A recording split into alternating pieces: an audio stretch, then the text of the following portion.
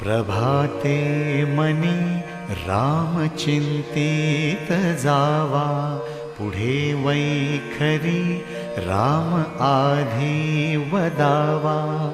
सदाचार हा थोर सांडून येतो, जनितो चितो मानवी धन्य होतो। मना वासना दुष्ट कामान ये रे, मना सर्वथा पाप बुद्धि नको रे। मना सर्वथा नीति सोडू नको हो, मना अंतरी सार विचार राहो। मना पाप संकल्प सोडून द्यावा, मना